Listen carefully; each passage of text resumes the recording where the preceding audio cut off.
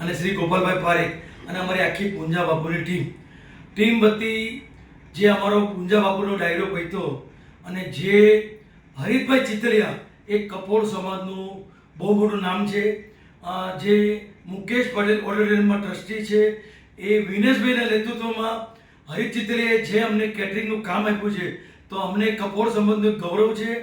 અમને ઉપર 4 કાઉન્ટર આપ્યા. એના પછી અમે એને એક રિક્વેસ્ટ કરી તો અમને નીચે જ્યારે સીડી હતી ત્યાં બી 4 કાઉન્ટર લગાડી દીધા. એના પછી મેં એને એક રિક્વેસ્ટ કરી કે ભાઈ જમણવારમાં તો 2ની જગ્યાએ 4 કાઉન્ટર જમણવારમાં આપ્યા અને અમને 56 ભોગ જમાડ્યો. 3 ફરસાણ, 2 શાક, 3 રસપુરી બી તિવારીની. એ મેં જ્યારે જાણ્યું ત્યારે મને ખબર પડી.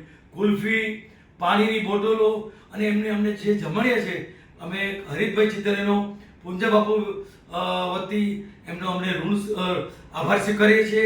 તથા પછી જ્યારે મને ખબર પડી કે કેટરિંગમાં થોડું 5-10 મિનિટ મોડું થયું તો હું નીચે ગયો ત્યારે ખબર પડી કે મેં કીધું આ સાઉથ અને આટલું સરસ કેમ જમવાનું. તો ત્યારે ખબર પડી કે ભાઈ મારવાડી જે કેટરસ હતો એ મુકેશ અંબાણીનો કેટરસ હતો અને સાથે સાઉથ ઇન્ડિયન અન્ના.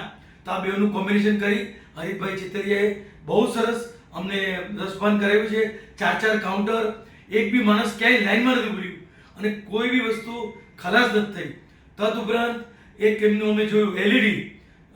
સાહેબ હરીફભાઈ ચિતલિયા માટે શું કહે, એલઈડી તો એવી હતી કે 17x30ની ક્યાંય બી ડેમેજ નહીં. કોઈ બી ખૂણામાંથી જો તો આખું પિક્ચર ક્લીન દેખાતું હતું, જાણે ગાય દોડતી હોય એવું અમને લાગતું હતું. લોકો એમ કે શું આવી એલઈડી છે.